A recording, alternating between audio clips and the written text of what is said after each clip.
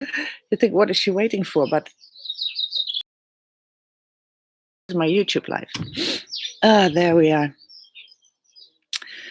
It's a gorgeous Peter. Good morning. It's a gorgeous morning again. And I'm so happy because today my first yoga lesson, not my first, but after Corona. Good morning, Peter. After Corona, my first yoga lesson starts again and it's outside. So that'd be different. And actually, good morning, Jacqueline. And actually, I love it because my personal training and my group training started last week. And I think 6 weeks, probably 5 weeks. And I loved it because it's the combination of freedom, fresh air, a lot of space, and sports, movement. So I really love movement. And that was good morning, Frank. Good morning. Nice to see you all here. And I thought, what came across my mind yesterday night and also this morning was a chat I had in the weekend. And hey, Ingrid. Good morning, Marina. I'm doing yoga too this evening on the beach. Oh, wow, you live close to the beach. Yeah, that's. Oh God, I love that. I have to go there soon because I love the beach. Yeah. And so I was thinking, I had a chat this weekend as I spoke to a lot of people again. I think people are starting up again. I'm getting all kind of phone calls and yeah, it's okay. And they were asking, it was about when you help people, is it coming from a place of duty or love? And it's a bit the same as when you ask yourself, hey, Jacqueline, good morning. When you ask yourself, they say you are the average of the 5 people you're hanging out most of the time with. And it's the same because you get the same values and the same way of living. And so I had this chat about duty, and my country, the Netherlands, is quite Calvinistic. It's always you have to take care of this and you have to take care of that. And if we wouldn't be careful, oh, I see my internet is not really stable. Then I mustn't be stable. I feel like I am now. But okay, I hope you hear me. And so we are raised with the fact and education that we should care for every morning. Shaidu, good morning from Bangladesh. Whoa. And I think when we really help, it should be from the heart. Because I also hoped on, love your name, because I am so sure that if we make a connection, people feel the energy and they feel the love, or they feel that you're doing them a duty, which is totally different. And so I had this chat because sometimes it's so hard as we're raised with the fact we could really drop out ourselves because we're helping everybody and not taking care of ourselves. And I said, I think it starts with self-love, actually, which is very hard, believe me. Because if you love yourself, it's way easier to love other people. And then somebody said to me, I think that's very selfish. And that's exactly where our community is based on. Selfishness. So it means you shouldn't take care of yourself. You should always take care of other people. And I strongly believe that that is not true. Absolutely not true. So I'm always, for myself, trying to make this choice. When people ask me to help, I always ask myself, do I want to help? Do I feel I can help? Because that's a question too. I mean, listening is a great part of helping people, though. You don't even need an opinion most of the time if you just listen. And I love the saying that says, you've got 2 ears and 1 mouth, so use them accordingly. I like that because we're not so much used to listening. We're always talking about what's bothering us and blah, blah, blah, blah, blah. But I think a lot of help is only attention and listening. And then when somebody asks me, I think, can I do this from my heart? Can I really listen with an open heart and not trying to have all these judgments, because our heads are full of judgments? And can I do it with, so that the other one feels the space I'm giving? I'm holding space, and so then people will tell themselves in the end what's bothering them.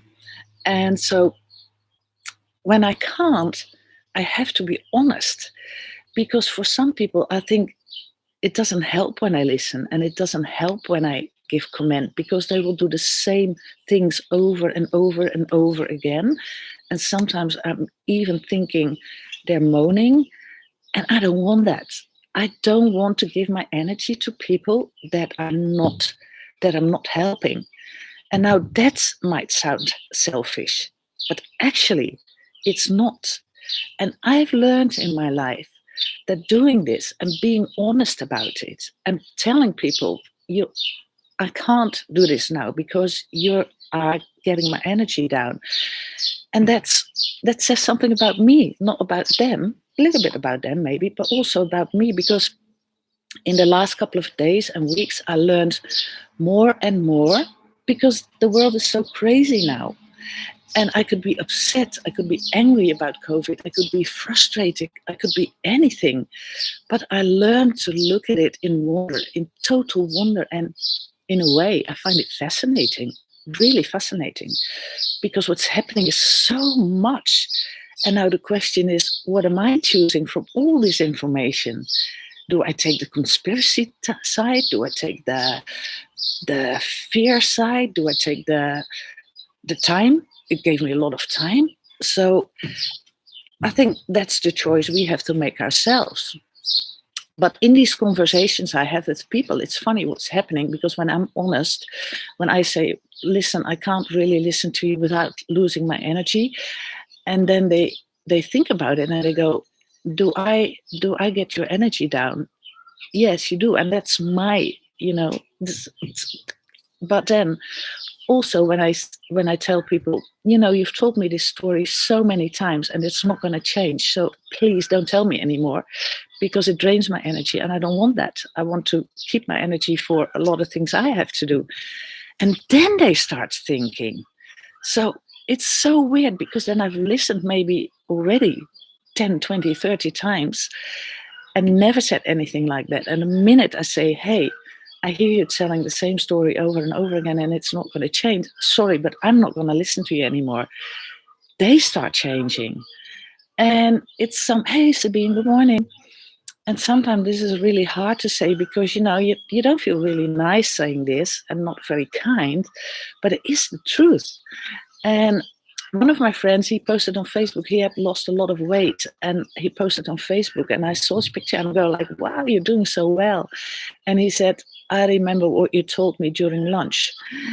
And that was when he was getting fat. Yeah, a bit fat. And I said to him, you have to practice what you preach. If you are a trainer and you're practicing a healthy lifestyle, people can't see you like this. And then he looked at me and I said, thank you. I feel that's an advice of a real friend. And it is. And sometimes it's really hard to say, but it is the best advice.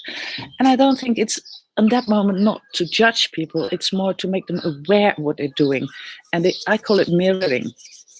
So, yeah, so if you have the choice between helping people that give you good energy and it comes from your heart, or you have the people you think they're moaning and you don't help them and it doesn't come from your heart and you even drain your own energy, don't, because there's a million of people out there you can help. And that's, hey, good morning, Marianne. And that's what I want to do. I want to give my energy to those people who like it, who love it. And there will definitely be people that do not like me, but I advise them, don't watch me. So that was a great thought I had. And I think this thing called duty, and I even had a discussion with my mum last weekend. She's 88 and doing great. She always wants to learn and she always picks my brain on things, which I'm really grateful for. And she said, I can't even do a puzzle. I'm 88. I can't even do a puzzle without after half an hour thinking, oh, I have to get back to work. Maybe I have to dust, or maybe I have to call somebody. Or I said, Mom, really? And see, there is so much in our system. And so you have to be aware. Hey, another Ingrid, good morning.